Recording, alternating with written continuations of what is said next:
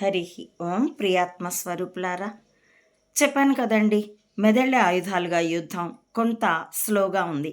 కాబట్టి current affairs ఎక్కువ లేవు. సో ఈ తీరిక సమయాన్ని, నా ఆనందాన్ని, స్పిరిచువాలిటీ గురించిన నా ఆనందాన్ని మీతో పంచుకునేందుకు వినియోగిస్తున్నాను. నీతి శాస్త్రం నుండి ఒక శ్లోకాన్ని మీతో ముచ్చటిస్తానండి. మాతృవత్ పరదారాంశ పరద్రవ్యాన్ని లోష్టవత్ ఆత్మవత్ సర్వభూతాని యః పశ్యతి స పండిత. ఎవరు పండితులు అంటే యః పశ్యతి, ఈ విధంగా చూసిన వాడు పండితుడు. ఏ విధంగా చూడాలి? మాతృవత్ పరదారాంశ, పరస్త్రీలందరినీ తల్లిగా చూడాలి. సొసైటీ ఎంత భయంకరమైపోయిందంటే, మొన్నేదో వార్త చదివాను. తాగొచ్చి తల్లితో సంగమించ ప్రయత్నిస్తే ఆవిడ రోకలు బండ తీసుకొని కొడుకు తల పగల కొట్టేసి చంపేసింది. కేసు అయింది. కేసు అవ్వడానికంటే కూడా ఆవిడ అలాంటి కొడుకును కన్నందుకు చాలా దుఃఖపడింది. టీవీ ముందు చాలా బాధ అనిపించింది. సొసైటీ ఎటువైపుకి వెళ్ళిపోయిందా అని. చాలామంది కాముకులు కనబడిన ప్రతి స్త్రీని చూపులతో తడుముతారు, మాటలతో లమ్లు అంటారు.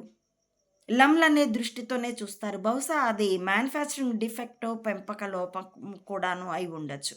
కానీ శాస్త్రం ఏం చెప్తుందంటే, ఎవరు పండితుడంటే పరస్త్రీలందరినీ తల్లి వలె, పరద్రవ్యాన్ని లోష్టవత్, పరుల డబ్బుని, అది బంగారమైనా సరే కట్టె ముక్కలాగా చూడాలి. ఆత్మవత్ సర్వభూతాన్ని, సర్వభూతాలు కూడాను వాటి ఆకలి, వాటి కష్టము తనకొస్తే ఎలా ఉంటుందని తనని తాను అక్కడ సబ్స్టిట్యూట్ చేసుకొని చూసుకోగలగాలి. సర్వభూతముల యందు తనను తాను చూసుకోగలిగేవాడు. ఇదే వేదాల సారం కూడానండి.